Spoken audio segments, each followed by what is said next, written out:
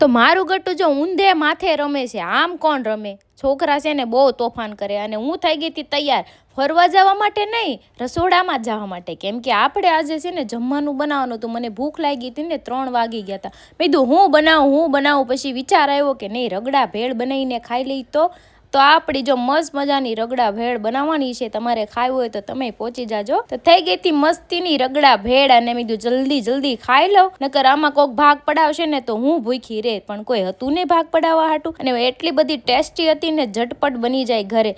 અને અમારા બેન જો આવ્યા, મને કે હું ટોપરું ખાઉં છું, તારે ખાવું જ? મેં કીધું ના. અને બેહી ગઈ હતી લાડવા ખાવા હાટું, કેમ કે મમ્મી મમરાના લાડવા બનાવતા હતા. મેં કીધું મને તી કે તને કાંઈ ન મળે.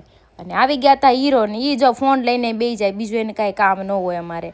અને નાના દીકરી બે જો વાતું કેવી કરે છે, અજબ ગજબની વાત હોય. અને હા, માવો લઈને બેઠા ને મને કે તું કચરો નાખ્યા. એમાંથી અમારે બેને થઈ ગયો ડખો. મેં કીધું હું શું કામે કચરો નાખવા જાઉં? માવો ખાવો હોય એને, અને કચરો નાખવા મને મોકલે? આવું થોડું કાંઈ હાલતા હશે? મેં કીધું નાખો જ નાખો, નકર કાંઈ નહીં. અને વયા ગયા સીધા બહાર, કેમ કે મારે ખાવાનું બાકી હતું. હાલી કે હું તને ખવડાવવા લઈ જાઉં. ત્યાંથી ખાઈને પાછા નીકળી ગયા અમે સીધા ચાણક્યા જવા માટે. કેમ કે બધા ફ્રેન્ડ ભેગા ન થાય ને ત્યાં લાગી છે ને કોઈને હક ન થાય, એટલે રોજ રાતે અમારે મળવું જ પડે.